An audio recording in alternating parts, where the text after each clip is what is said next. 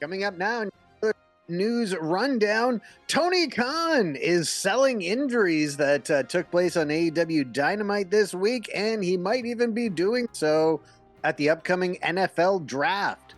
We've also got news on Janelle Grant's legal team responding to Vince McMahon's motion to compel arbitration in their lawsuit.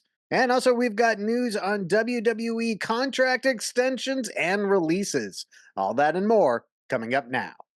A major angle took place on AEW Dynamite this week that saw Jack Perry, the Young Bucks, and Kazuchika Okada attack Tony Khan. We even saw Shad Khan out in the ring at the end of the show. And here's where AEW is getting some mainstream media attention out of the angle.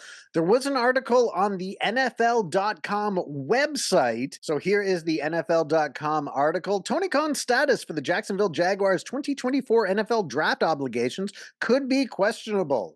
Khan, the Jags' chief football strategy officer and the founder, owner, and booker of All Elite Wrestling, took a punch to the gut and a Meltzer pile driver Wednesday Night Live on AEW Dynamite from Daly's Place in Jacksonville, Florida. Shad Khan, Tony's father and the owner of the Jaguars, took to the ring to check on his son in the aftermath of the drama. It's all part of an angle. Professional wrestling storyline, of course, but it was shocking nonetheless, as Tony Khan has never been physically involved in AEW to that extent, and his father's appearance added more realism to the stunning end of the show. So it definitely seems here that the idea is to get some mainstream coverage, some publicity out of the angle. Now, why this is significant, why the angle happened this week, very likely the NFL draft takes place this weekend. Shad Khan, Tony Khan would normally be there, although the NFL website is saying Tony Khan is questionable for it now. However, if he was to show up, say, in a neck brace or in some other way where the commentators covering the draft have to mention what happened on AEW, that gets the name AEW out there to some ears who might otherwise not hear about it. So pretty interesting to see where this angle is going to go, where they are going to take it. And some updates from the Vince McMahon Janelle Grant lawsuit. In a previous video, we mentioned that Vince McMahon had responded to Janelle Grant's lawsuit and had filed a motion compelling the court to send the matter to arbitration, as McMahon's team argues that there was an arbitration clause in the NDA that Grant signed in 2021, so that the matter needs to be transferred to a private arbitration setting, which would mean everything happens behind closed doors and we don't find out any of the details. Okay, so Janelle Grant's lawyers have responded to Vince McMahon's team's motion to compel arbitration, and they submitted the following motion to strike in the District of Connecticut on Wednesday. They wrote, plaintiff Janelle Grant respectfully requests that the court exercise its inherent power to strike the inflammatory lies made in defendant Vincent K. McMahon's memorandum of law in support of his motion to compel arbitration. Instead of using his motion in the appropriate manner to raise legal arguments concerning whether this dispute must be submitted to arbitration, McMahon instead uses the motion's preliminary statement as a platform to launch vicious falsehoods attacking Janelle's moral character in a transparent attempt to harass and intimidate her into submission. If you want to know more about Vince McMahon's motion to compel arbitration, we put out a video on Tuesday about it.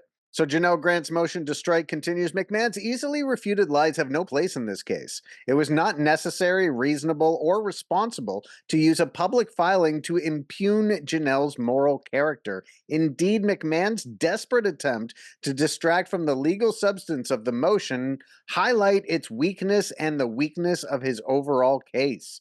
The court has inherent power to strike a party's filings. Accordingly, Janelle respectfully requests that the court exercise that power to strike the motion's preliminary statement in its entirety and admonish McMahon and his counsel that such statements have no place in civil litigation. So basically what Janelle Grant's team is saying is that Vince McMahon's team used the preliminary statement in his filing on Monday to just attack Janelle Grant's character. So this was the part of McMahon's motion that mentioned Janelle Grant was living with who they say was her fiance at the time of her relationship with McMahon. They say that she wasn't caring for her elderly parents, wasn't in financial stuff, just refuted a lot of things in Janelle Grant's lawsuit. So they're saying that they were using that preliminary statement as a way to attack Janelle Grant's character. So they are asking to strike the preliminary statement from that motion for that reason. So then Vince McMahon's PR team sent out a message to media, and this message was from McMahon's lawyer, Jessica T. Rosenberg. And it says, plaintiff had no right to bring this case into public court, but did so anyway. Now that she chose this public forum to falsely accuse Mr. McMahon, she wants to silence his ability to respond. She can't have it both ways. So what they are saying is that this matter should have been in public arbitration. So Janelle Grant shouldn't have been able to make a public statement about Vince McMahon. They feel she's now trying to stop him from making public statements about her. So again, in an NBC News article that came out last week, it was revealed that McMahon and people around McMahon believe that this case will be settled out of court. However, Janelle Grant's team is saying that no settlement discussions have taken place. So we'll keep you up to date with everything going on in this story. And a bit of an interesting statistic concerning world title changes so far this month. From April 5 to April 23, 9 different wrestlers have won a world title. Let's list them off. Mark Brisco won the ROH World Championship from Eddie Kingston at Supercard of Honor. Bayley won the WWE Women's Championship from Io Sky at WrestleMania. Drew McIntyre won the World Heavyweight Championship from Seth Rollins at WrestleMania. Then, moments later, Damian Priest won the World Heavyweight Championship from Drew McIntyre at WrestleMania. Cody Rhodes beat Roman Reigns for the WWE Championship at WrestleMania. Then Jon Moxley won the IWGP World Heavyweight Championship at Windy City Riot from Tetsuya Naito.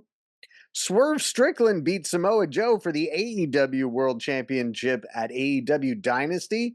Becky Lynch won a Battle Royal on WWE Raw to win the Women's World Championship, which had been left vacant due to Rhea Ripley's injury. And then on Tuesday, Trick Williams won the NXT Championship from Ilya Dragunov at NXT Spring Breakin'.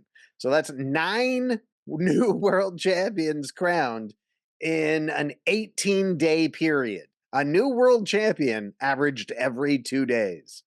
And Jimmy Uso is injured. It was noted that he was not named on the list of eligible wrestlers for the upcoming WWE draft, which kickstarts tomorrow on SmackDown. And it was reported by Fightful that he's out injured, but there are no details regarding the nature of the injury or how long he's going to be out for. Of course, on the SmackDown after WrestleMania, he was beat down by Solo Sikoa and Tama Tonga, seemingly kicked out of the bloodline. So it's not, that does appear to be them having written him off television for a while. But again, we don't have any timetable in Jimmy Uso's return or the nature of the injury he's dealing with. And earlier this week, Finn Balor sent out the tweet that's up on your screen now. He wrote, "I would like to take this moment to say thank you to WWE for 10 incredible years. And after much thought and consideration, I have decided that now is the right time to say I ain't going nowhere." And shortly after he sent this out, Fightful reported that Balor is expected to sign a long-term contract extension with WWE if he hasn't already. So Balor was going to be a free agent in a couple of months, but it looks like WWE has locked him down. Fightful described this deal as multi-year big money for Finn Balor. And it was revealed earlier this week that Cameron Grimes has been released from WWE. He put out an emotional video on Tuesday reacting to his release. And I won't go through all of his statements here, but basically he said the last thing that he was able to tell his father was that he had signed with WWE. That was 5 years ago. And he also said, "If you're a fan of mine, I'm here to let you know that there is a damn fire lit under my ass, man. All I want to do is work. All I've ever wanted to do is work. This is all I got, man. But hey, the good news is There ain't going to be no stopping Trevor Lee now, baby. Let me tell you that. And he actually received a very supportive note from Matt Hardy. Of course, Hardy and Trevor Lee go way back. They're both from the Carolinas. And Matt Hardy was also very close with Trevor Lee's father, the father who passed away 5 years ago. So Matt Hardy sent the following note to Trevor Lee. He said, "Trevor, I love your passion and your raw emotion. I've been in your life and known you since you were literally born. I am immensely proud of you. So is your father. The first release from your dream hits hard, but it ushers in a period of personal growth and mandatory change. It's also a great time to show the world exactly who you are." And another release from WWE, Von Wagner has been released from the company. He was actually part of the releases that came last week. Those releases included Jinder Mahal, Xia Li, Zion Quinn, Veer, and Sangha. So Von Wagner had been with the company since 2019. He is the son of Wayne Bloom, who wrestled as Bo Beverly of the Beverly Brothers, and he had been in that angle with Robert Stone in NXT. So Von Wagner amongst the WWE releases as well. And Dominic Mysterio is out of action. He appeared on Raw with his arm in a sling, and Fightful would later say that the injury is legit, but much like with Jimmy Uso, we don't have any details on the well, we know it's an arm injury, but we don't know the nature of its injury or how long he's going to be out of action for. On AEW Dynamite this week, we saw Jon Moxley defend the IWGP World Heavyweight Championship for the first time. He defeated Powerhouse Hobbs. However, one person that wasn't too happy that the IWGP World Heavyweight Championship was defended on Dynamite is New Japan Pro Wrestling's Yota Tsuji. So Yota Tsuji did an interview with Tokyo Sports, and translations from Fightful are up on your screen now. Suji said, "Where was the value of the IWGP? If Moxley has agreed to be the champion, then he certainly has the right to fight for the title. The problem is that New Japan Pro Wrestling didn't say anything about it. What is that feeling? I wonder if they didn't feel any discomfort with that. I feel nothing but disgust and displeasure. Hobbs may be a great fighter, but it's strange that a fighter who has no connection to New Japan and has never been to New Japan is suddenly challenging for the top belt. Even if he doesn't win the New Japan Cup, I wonder if he has a visa. Even if he were to win the belt, would he be able to come to Fukuoka? I wonder how long they'll continue to be beholden to AEW, which has no respect for the IWGP. We are lowering the value of the pinnacle by ourselves, and I think we have to break out of this situation." So, I mean, how much of that is storyline? How much of that is Yota Tsuji's actual opinion? We don't know. Tokyo Sports tends to really blur the line of reality, but could we see Yota Tsuji and Jon Moxley enter into a rivalry when Moxley heads back to New Japan Pro Wrestling? Now, New Japan Pro Wrestling is building some new angles right now, and one of those took place on Tuesday's show in Korakuen Hall when Jake Lee from Pro Wrestling Noah attacked Tetsuya Naito. So this happened during a ref bump in the Naito versus Drilla Maloney match on Tuesday in Korakuen Hall. Leading up to this, the Bullet Club War Dogs faction had been teasing bringing in an assassin to take out Naito. I guess I guess Jake Lee is that assassin. Now, it was noted on commentary that Lee was still wearing a shirt with the logo of his stable, his faction from Noah, which is the Good Looking Guys. His nickname is the Good Looking Emperor, and his faction's name is the Good Looking Guys. I'd really like to see a rivalry with the Good Looking Guys versus just Five Guys. Anyway, so it appears as though Jake Lee hasn't joined Bullet Club, but he has sort of been hired by Bullet Club to take out Naito. So I think this is pretty important. New Japan Pro Wrestling, of course, they've lost Okada, they've lost Ospreay. It wasn't that long ago that they lost Jay White. They've lost a lot of their big stars. So bringing in someone from Noah who can make an immediate impact at the top of the card, I think that's a pretty good idea for New Japan Pro Wrestling right now. And TNA Wrestling announced this week that they have officially signed Mike Santana to a contract. Santana returned to the promotion at TNA Rebellion, and he ended up defeating Steve Macklin in an impromptu match. So Santana, of course, had been a member of LAX and then a member of Proud and Powerful with Ortiz. From in AEW from 2019 until his contract expired earlier this year. He's mentioned repeatedly in the media that he wants to kind of go and be a singles star, but he doesn't want to just be another guy on the roster. So it sounds like TNA Wrestling is going to give Santana the opportunity to show he can be a main event singles star. And speaking of TNA Wrestling, multiple wrestlers came out of Rebellion on Saturday banged up, but none more than Eric Young, who actually had to have part of his ear reattached after it was severed during his match with Frankie Kazarian. So the finish of his match with Frankie Kazarian on Rebellion saw Kazarian give him a flux capacitor through a table. Young's head hits the side of the table and began heavily bleeding after. They put towels over his head. And TNA would later reveal that Eric Young actually went to a plastic surgeon to have part of the ear reattached. So in a video that TNA posted, Mean Gia Miller said Eric Young suffered a severe laceration to his ear. He did see a local plastic surgeon who helped to attach the severed ear. He is no longer medically cleared to wrestle. Some other injury notes from TNA. Brian Myers suffered a shoulder injury. He's going to have an MRI to determine the extent of it, but currently he's not medically cleared.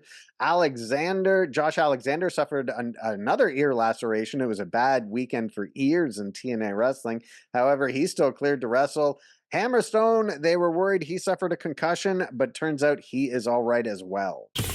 And the new Ring of Honor World Champion, Mark Brisco, welcomed his eighth child into the world. He wrote on Twitter on Wednesday, introducing Matthew Jamin Pugh. And this is his newborn baby son.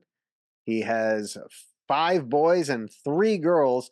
And of course, the middle name Jamin is a tribute to the late Jay Briscoe, who passed away January 17th, 2023 in a car accident. Jay Briscoe's real name was Jamin Pugh. And finally, Cody Rhodes has landed a role in the Naked Gun reboot. If you're familiar with the Naked Gun franchise, you're probably really happy they're rebooting these movies. So the Daily Wire reported that Rhodes will make a significant cameo in a remake of the 1988 comedy classic. So the film will star Liam Neeson in the title role that was formerly played by Leslie Nielsen, who of course has passed. Pamela Anderson has also been cast in the film as well. So Cody Rhodes will be in the remake of Naked Gun. And that's going to do it for this video, everyone. Make sure you click the notifications bell, the like button, on the subscribe button, all the positive buttons, and we'll see you again next video.